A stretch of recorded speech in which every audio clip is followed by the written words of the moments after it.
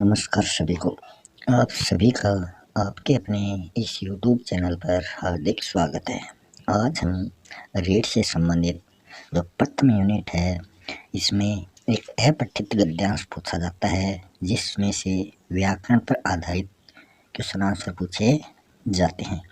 इसमें शब्द रूप, धातु रूप, कारक, विभक्ति, उपसर्ग, प्रत्यय, संधि, समास, लकार, सर्वनाम, विशेषण, विशेष्य, लिंग और अव्ययसु, इनसे संबंधित प्रश्न पूछे जाते हैं। इस यूनिट में कम से कम 5 क्वेश्चन पूछे जाते हैं। ये यूनिट लेवल फर्स्ट और लेवल सेकंड दोनों लेवलों में एक समान ही पूछी जाती है। लेवल फर्स्ट और लेवल सेकंड दोनों के लिए ये यूनिट लाभदायक है, और इसमें चाहे भाषा प्रथम हो चाहे भाषा सेकंड हो, दोनों भाषाओं में ये यूनिट बहुत ही लाभदायक है। तो शुरू करते हैं आज की संस्कृत भाषा की यूनिट फर्स्ट है। और अगर आपने अभी तक चैनल को सब्सक्राइब नहीं किया है तो चैनल को सब्सक्राइब ज़रूर कर ले। Do your best and you will succeed channel पर आपको जीके से संबंधित प्रश्नोत्तरी सीरीज मिलेगी, तो इस चैनल को आप सब्सक्राइब ज़रूर करें। तो शुरू करते हैं आज का पहला क्वेश्चन। सखी शब्द की पंचमी विभक्ति के एक वचन में कौन सा रूप बनेगा? तो यहाँ सखी शब्द की पंचमी विभक्ति का रूप आपको बताना है। तो यहाँ जो पंचमी विभक्ति का रूप बनता है वो बनता है सख्यु है। ये इसका नीचे आंसर है, सख्यु है। ऑप्शन थर्ड इसका आंसर है। ये षष्ठी विभक्ति का भी एक वचन रूप यही बनता है। तो ये इसमें फिर सखायो है जो है ऑप्शन प्रथम वाला, ये प्रथमा और द्वितीय विभक्ति के द्विवचन में सखायो है बनता है सखी शब्द का, और षष्ठी सप्तमी विभक्ति के द्विवचन में सख्यो है बनता है ऑप्शन सेकंड वाला। फिर चतुर्थी विभक्ति के एक वचन में जो बनता है वो है सखिए।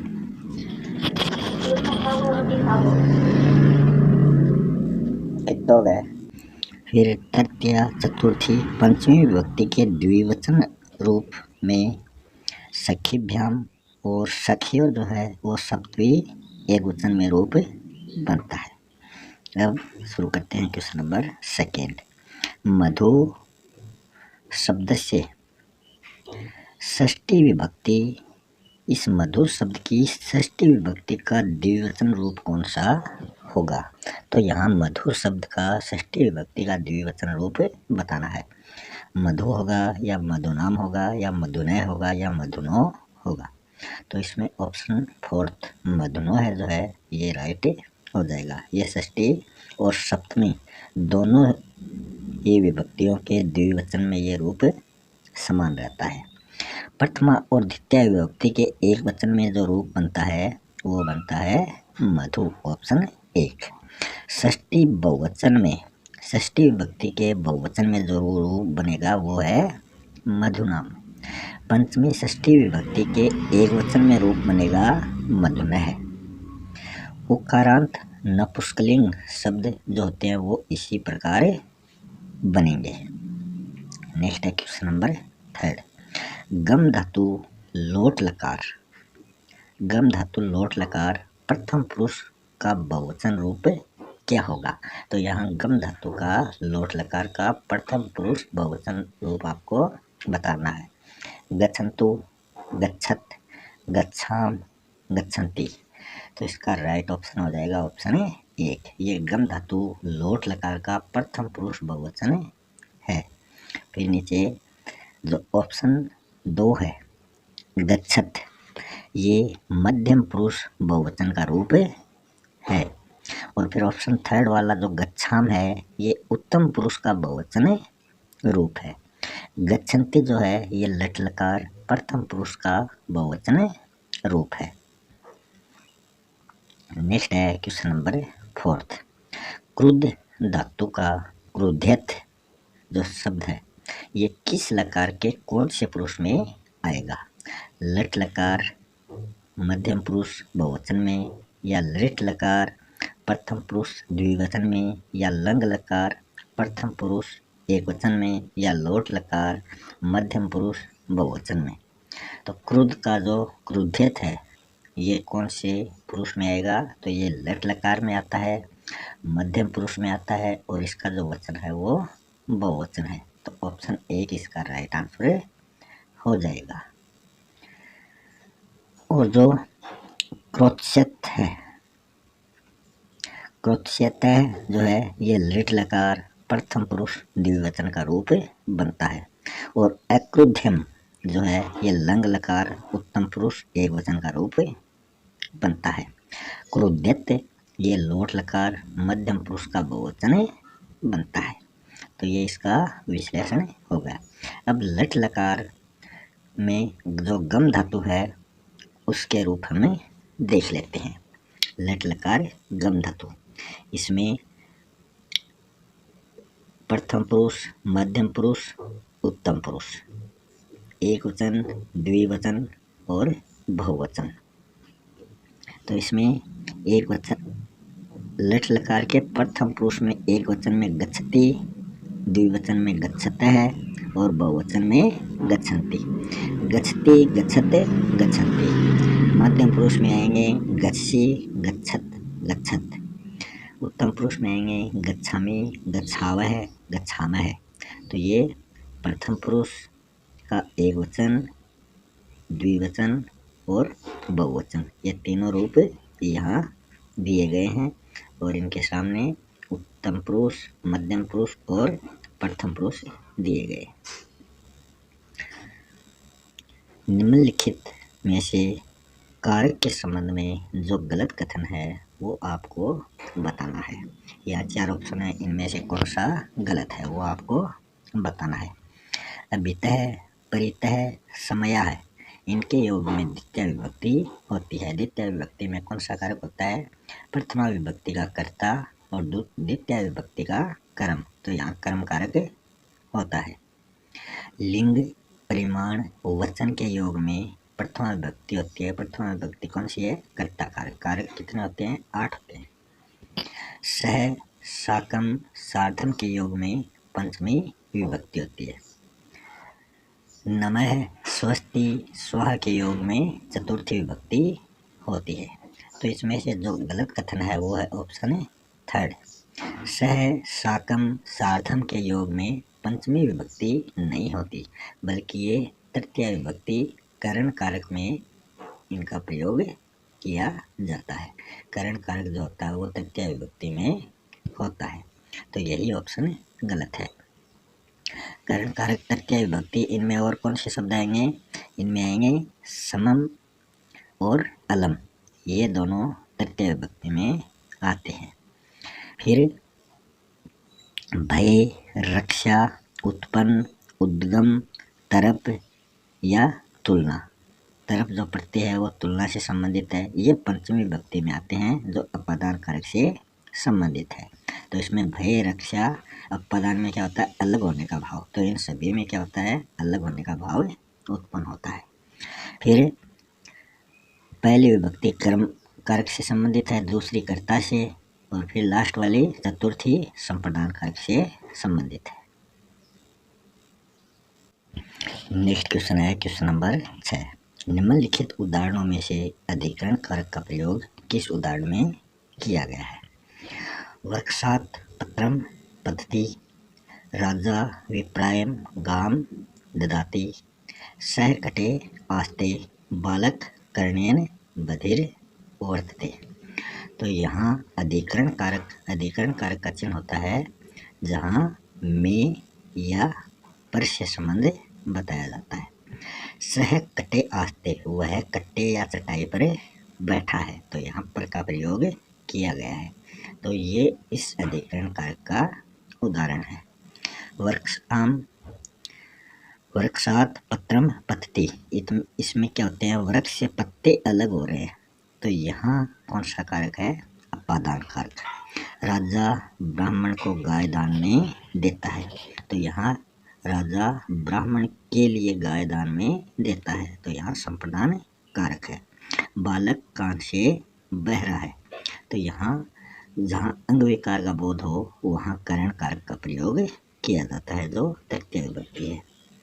बालकः विद्यालयं गच्छति में बालक जो है वो कर्तृ कारक व प्रथमा विभक्ति है, और विद्यालयम जो है ये कर्म कारक व द्वितीय विभक्ति है। हा धिक प्रति अवयव के साथ द्वितीय विभक्ति आती है, वह उभयतः शब्द के साथ भी द्वितीय विभक्ति का प्रयोग किया जाता है। तो यहाँ आपको बताया गया है द्वितीय विभक्ति का प्रयोग किस किस के साथ किया जाता है। हा धिक प्रत्ययों के साथ और उभयतः शब्द के साथ भी द्वितीय विभक्ति होती है। क्रुद्ध कथ रुच दा धातुओं में चतुर्थी विभक्ति का प्रयोग किया जाता है। तो ऐसे जो भी धातुएं मिले तो समझ लेना वो कौन सी विभक्ति है, चतुर्थी विभक्ति है, और ये द्वितीय विभक्ति थी। पिता पुत्राय क्रुध्यते, तो ये क्रुद्ध है तो ये क्रुध्यति बन गया, तो ये चतुर्थी विभक्ति है। शिष्याय कथयति, तो ये यहाँ कथ से बन गया कथयति, तो ये चतुर्थी विभक्ति है। नेक्स्ट क्वेश्चन है क्वेश्चन नंबर 7। गुरुवे इतस्य इत्यस्य का विभक्ति, तो ये गुरुवे शब्द है, इसमें विभक्ति पूछी है। द्वितीय विभक्ति है या तृतीय विभक्ति है या चतुर्थी विभक्ति है या फिर पंचमी विभक्ति है। तो गुरुवे जो शब्द है इसमें चतुर्थी विभक्ति है। चतुर्थी विभक्ति में गुरुवे एक वचन, गुरुभ्याम द्विवचन और गुरुभ्य है ये बहुवचन रूप होगा। और गुरुम गुरु गुरुन ये जो तीनों रूप हैं, एक वचन द्विवचन और बहुवचन, ये किसके हैं, ये द्वितीय विभक्ति ये है। एक वचन में गुरुम बन जाएगा, द्विवचन में गुरु बन जाएगा और बहुवचन में गुरुन बन जाएगा। फिर तृतीय विभक्ति में एक वचन में गुरुना, द्विवचन में गुरुभ्याम और बहुवचन में गुरुभ्य ये बन जाएगा।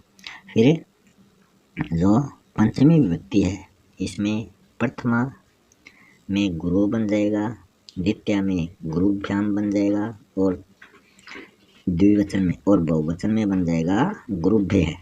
तो ये पंचमी विभक्ति के रूप है। तो यहाँ द्वितीय तृतीय चतुर्थी पंचमी इन तीनों विभक्तियों के रूप एक वचन द्विवचन और बहुवचन में आपको बता दिए। गुरुवे नमः, वाक्य में नमः पद के कारण गुरुवे में चतुर्थी विभक्ति होती है। जहाँ भी ये नमः शब्द आ जाए तो वहाँ आपको विभक्ति पहचाननी है, वो हो जाएगी चतुर्थी। लग्न चतुरः कुशलः प्रवीण में सप्तमी विभक्ति का प्रयोग किया जाता है। ये जो शब्द है ये जहाँ भी आपको मिले तो आपको वहाँ सप्तमी विभक्ति का प्रयोग करना है। सह गृह कर्मणि कुशला, तो वो गृह कार्य में प्रवीण है या कुशल है, तो यहाँ सप्तमी विभक्ति का प्रयोग होता है। तपम जो है ये उत्तमावस्था में प्रयुक्त होता है और तरप जो है वो उत्तरावस्था में प्रयुक्त होता है। विशेषण की 3 अवस्थाएं होती हैं, मूलावस्था, उत्तरावस्था और उत्तमा अवस्था। तो यहाँ ये उत्तमावस्था, इसमें सभी में से एक को श्रेष्ठ चुना जाता है और उत्तरावस्था में 2 से तुलना होती है, मूलावस्था में किसी से भी तुलना नहीं की जाती। तो यहाँ सभी से तुलना करने के लिए तपम का प्रयोग किया जाता है। इसमें षष्ठी या फिर सप्तमी विभक्ति का प्रयोग तपम में किया जाता है। छात्रेषु विशेष चतुर्थम है अस्ति, तो यहाँ छात्रों में विशेष जो होता है वो चतुर जो सबसे अलग हो पूरी कक्षा के छात्रों से, तो वहाँ तपम का प्रयोग किया जाता है। तो ये चतुर्थम जो है ये षष्ठी व सप्तमी विभक्ति में प्रयुक्त किया जाता है। नेक्स्ट क्वेश्चन है सर्व शब्द में सर्व शब्द का जो पुल्लिंग रूप है बहुवचन में वो कौन सा हो जाएगा। तो सर्व शब्द का पुल्लिंग में बहुवचन रूप आपको बताना है। सर्वा है सर्वाणी, सर्वे, सर्वम। तो यहाँ जो सर्व शब्द है इसका पुल्लिंग बहुवचन रूप हो जाएगा सर्वे। ऑप्शन थर्ड इसका राइट हो जाएगा। ये जो सर्वे है ये प्रथमा विभक्ति में एक वचन और द्विवचन दोनों में और स्त्रीलिंग नपुंसकलिंग इनमें ये सर्वे ही होता है। फिर एक वचन प्रथमा द्वितीय विभक्ति में बहुवचन जो होता है वो स्त्रीलिंग रूप में हो जाएगा सर्वा है। फिर प्रथमा और द्वितीय विभक्ति में नपुंसकलिंग का बहुवचन जो रूप है वो हो जाएगा सर्वाणी। और द्वितीय एक वचन पुल्लिंग, द्वितीय विभक्ति एक वचन और पुल्लिंग जो है ये इसमें सर्वम हो जाएगा। फिर एक प्रथमा द्वितीय विभक्ति का एक वचन और नपुंसकलिंग में भी ये क्या होता है सर्वम ही होता है। नेक्स्ट है किस शब्द में परि उपसर्ग नहीं है। तो यहाँ आपको उपसर्ग पहचानना है कि किसमें परि उपसर्ग नहीं है। उपसर्ग जो होते हैं वो मूल शब्द से पहले जुड़कर उसका अर्थ परिवर्तित कर देते हैं। यहाँ तो शब्द आता है और इससे पूर्व में जो शब्दार्थ जुड़ता है और उस शब्द का अर्थ बदल देता है वो उपसर्ग कहलाता है। तो यहाँ परि बताना पर्यटन, परीक्षा, पर्युपासनम और प्रक्षालयति। तो इनमें से आपको बताना है परि उपसर्ग किसमें नहीं है। तो यहाँ ऑप्शन थर्ड है इसमें सिर्फ प्र उपसर्ग है, प्र धन क्षालयति। तो इसमें सिर्फ प्र उपसर्ग है, बाकी तीनों में परि उपसर्ग का प्रयोग किया गया है। प्र जो उपसर्ग है इसका अर्थ होता है अधिक और परि जो उपसर्ग है इसका अर्थ होता है चारों ओर। तो पहले में परि धन अटन, तो अटन मूल शब्द हो गया और इसमें परि उपसर्ग हो गया। परीक्षा में परि उपसर्ग और इसमें इच्छा जो है वो मूल शब्द हो गया। तो परि धन इच्छा। पर्युपासनम में परि धन उपासनम, तो इसमें उपासनम मूल शब्द हो गया। प्र धन एजते, इसमें प्र उपसर्ग है तो ये प्रेजते बन जाएगा। अंचति, प्रधन अंचति और प्रधन गह और प्रधन नय, तो ये जुड़कर इन सभी में प्र उपसर्ग जोड़कर नया शब्द बनता है। जैसे प्र में एजते जोड़ेंगे तो ये क्या बन जाएगा, ये प्रेजते बन जाएगा। इसी प्रकार प्रंचति हो जाएगा और प्रज्ञ हो जाएगा और प्रणय हो जाएगा। ऊपरी धन उक्त, इसमें ऊपरी जो है वो उपसर्ग है और उक्त मूल शब्द है तो ये बन जाएगा उपर्युक्त। फिर एक से अधिक उपसर्ग वाले जो शब्द है वो है अभिनिविष्टे, तो इसमें अभि उपसर्ग है, नि उपसर्ग है और विष्टे जो है वो मूल शब्द है। अभिनिविष्टे, अभि और नि ये दो उपसर्ग हैं इसमें और विष्टे मूल शब्द है। व्यवहरति, इसमें वि उपसर्ग है, अ उपसर्ग है और हरति जो है वो मूल शब्द है। नेक्स्ट क्वेश्चन है विकृति में उपसर्ग और धातु बतानी है। तो धातु क्या होती है, धातु होती है क्रिया का मूल रूप।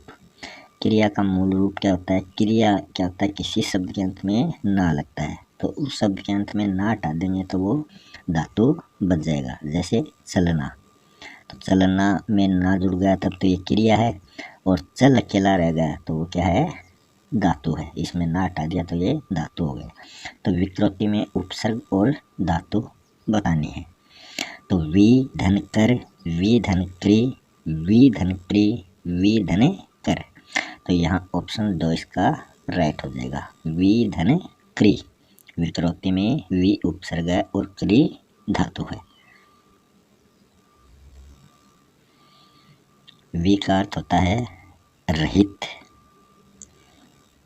वी हस्ती विहस्ती हो जाएगा। वी धन कार है विकार है हो जाएगा।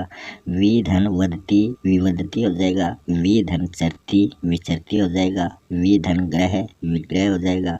वी धन श्रुति विश्रुति हो जाएगा। वी धन आदि ये व्याधि हो जाएगा। वी धन आदि व्याधि। वी धन समय है विषम। वी धन वाह विवाह। वी धन हरि, तो इसमें हरि का विहरती हो जाएगा। वी तो आ जाएगा हरि का हरती हो जाएगा। बदबू में बद उपसर्ग है।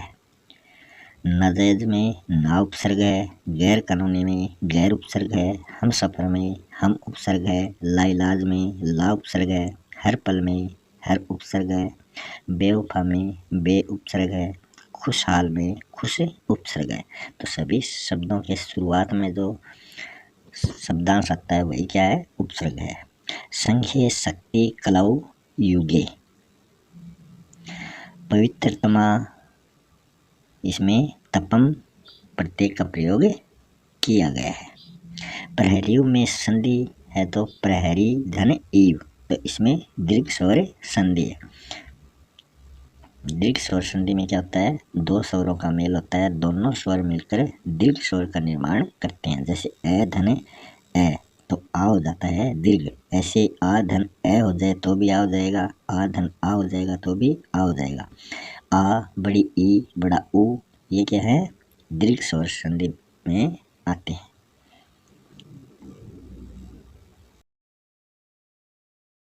नेक्स्ट क्वेश्चन है 11 नंबर क्वेश्चन। पठ धन तव्यम। पठितव्यम शब्द में प्रत्यय है कृदंत या तद्धित या फिर स्त्री प्रत्यय या इनमें से कोई नहीं। तो इसमें तव्यम प्रत्यय है और पठ मूल शब्द है। प्रत्यय वो होते हैं जो शब्द के किसी शब्द के अंत में जुड़कर उसका अर्थ बदल देते हैं। उपसर्ग तो पहले जुड़ते हैं और प्रत्यय बाद में जुड़ते हैं। तो ये इसका राइट ऑप्शन है कृदंत प्रत्यय। ऑप्शन ए इसका राइट हो जाएगा। कृदंत प्रत्यय जो है ये धातु या क्रिया के अंत में लगते हैं। पठितव्यम इसमें हुआ है। और संज्ञा सर्वनाम विशेषण के अंत में लगने वाले प्रत्यय कहलाते हैं तद्धित प्रत्यय। शिव धन अण, तो इसका बनता है शिव। तो शिव जो है वो तद्धित प्रत्यय है। शिव क्या है, शिव संज्ञा है। दात्री धन ऋप, इससे दात्री बनता है। तो दात्री क्या है, स्त्री प्रत्यय है। तो ऋप क्या है, स्त्री प्रत्यय है। पठ धन णिच धन तिप, तो इसका पाठ्यति बनता है जो धात्व और वयव इसका रूप है। तुमुन प्रत्यय में नी और नेतुम, नेतुम का अर्थ होता है लाने के लिए। तुमुन प्रत्यय में नी शेष रहता है। कत्वा प्रत्यय में कत्वा प्रत्यय है, इसमें गम, गम का गत्वा हो जाएगा। गत्वा का अर्थ होता है जाकर। लयप प्रत्यय में वी धन हस धन लयप, विहस्य का मतलब हंसकर। 12 नंबर क्वेश्चन है पठनम चिंतनम शयनम इत्यत्र यह प्रत्यय विद्यते। तो इन शब्दों में पठनम चिंतनम और शयनम में कौन सा प्रत्यय प्रयुक्त हुआ है। सानच, ल्युट, कैप और णयत। तो इन शब्दों में ल्युट प्रत्यय का प्रयोग किया गया है। ऑप्शन बी इसका राइट हो जाएगा। अन, ल्युट प्रत्यय में अन शेष रहता है। अन का अनादेश होता है और ये भाववाच्य में प्रयुक्त होते हैं। पठ, चिंत और सी ये मूल शब्द हैं और इनके अंत में ल्युट प्रत्यय लगकर इनका ये रूप बदला है। आन शेष रहता है सानच में। जो सानच प्रत्यय है इसमें आन शेष रहता है और ये आत्मनेपदी धातु के तीनों रूपों में यज से यजमान बनता है और यजमाना और यजमानम, तो ये तीनों रूप हैं, पुल्लिंग यजमान है, स्त्रीलिंग यजमाना और नपुंसकलिंग यजमानम, इनके तीनों रूप हैं। भास का भासमान है और कंप का कंपमान, तो ये सानथ प्रत्यय से बनते हैं। कयप प्रत्यय में ये शेष रहता है और ये भाववाच्य व कर्मवाच्य में प्रयुक्त होता है। तीनों लिंग रूपों में ये कैसे बनते हैं? सास से शिष्य है, पुल्लिंग, शिष्य स्त्रीलिंग और शिष्यम ये नपुंसकलिंग। अधन द्रि से अदृत्य है, ये पुल्लिंग इसका रूप है। नयत प्रत्यय जो है इसमें भी ये शेष रहता है और ये क्रमवाच्य व भाववाच्य में प्रयुक्त किया जाता है और तीनों लिंगों में ये प्रयुक्त होता है। कई कार्य है, पुल्लिंग कार्य, स्त्रीलिंग कार्य, नपुंसकलिंग। पच जो है इससे पाक्य बनता है, भुज से भोज्य बनता है, परिधन ची से परिचयम बनता है, प्रधन वच से प्रवाच्यम बनता है, श्रु से सर्वयम बनता है और गो से गोयम बनता है। तो ये प्रत्यय का प्रयोग में हुआ है। लाकृति जो शब्द है इसका संधि विच्छेद आपको बताना है। ला धन कृति है, ले धन आकृति, ली धन आकृति है, ला धन आकृति। तो लाकृति का संधि विच्छेद होगा ली धन आकृति है, ऑप्शन 3 इसका राइट हो जाएगा। ये यण स्वर संधि है। यण स्वर संधि में क्या होता है? ई उ री और री का मेल अन्य स्वर से होता है, तो ये बदल जाएंगे। ई जो है ये में बदलेगा, उ जो है ये व में बदलेगा, री जो है ये रे में बदलेगा, ली जो है ये ल में बदलेगा। इन सभी के सामने असमान स्वर आना चाहिए, इनके जैसा ना होकर अन्य स्वर आए तब ये बदल जाएंगे। इति धन अर्थम, तो ई के आगे अन्य स्वर आया है ए, तो इसमें ई का ये हो जाएगा इत्यर्थम। ये क्या बन जाएगा? इत्यर्थम। इस ती में त और ई आया है और आगे ए है, तो अन्य स्वर आ गया तो सिर्फ ये चेंज होगा, इसकी जगह ये आ जाएगा। तो इत तो वैसा का वैसा और ये और ए ये बन गया और आगे अर्थम ये ऐसा वैसा आ जाएगा। सुधन आगतम, तो स का तो स रह जाएगा। ऊ जो है ये ऊ का क्या बन रहा है? वह बन रहा है, तो ये वह और आगे किसकी मात्रा है? आ है, तो आगतम, तो ये स्वागतम बन जाता है। मातृधन आज्ञा, त में री की मात्रा, तो री का रे बनेगा, तो माँ त और री का रे बनेगा, तो त और रे रे बनता है। आगे आ है तो आ की मात्रा आ जाएगी मात्रा और ज्ञा, मात्रा ज्ञा बन जाएगा। इसके ट्रिक है अंतस्थ व्यंजन से पूर्व अर्ध अक्षर होता है तब यह स्वर संधि होती है। अंतस्थ स्वर होते हैं ये, रे, ले, व। इनसे पूर्व अगर अर्ध अक्षर आ जाए तो वो संधि हो जाएगी यह स्वर संधि। नेक्स्ट क्वेश्चन है क्वेश्चन नंबर 14। इसमें अशुद्ध व्यंजन संधि का प्रयोग इसमें किया गया है। तो अशुद्ध व्यंजन संधि बतानी है।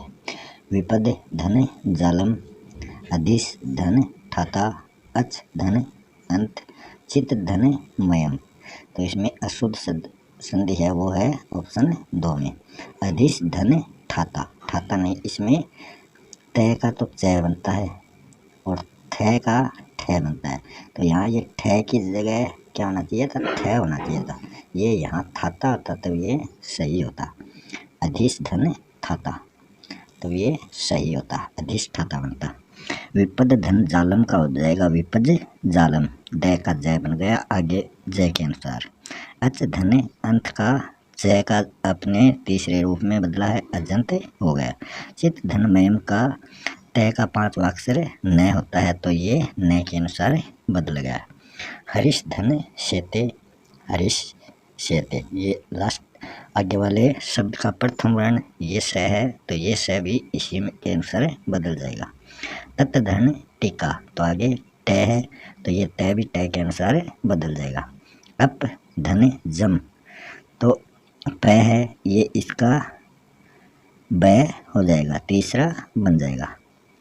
इतत धन मुरारी तो आगे मैं है तो तय का न हो जाएगा, तय का पांचवा कौन सा है न। इतन मुरारी ये इसको इतद मुरारी भी बोला जाता है। कुमधन ठित ये मैं का अणय बन जाता है ठ के अनुसार, तो ये कुंठित हो गया।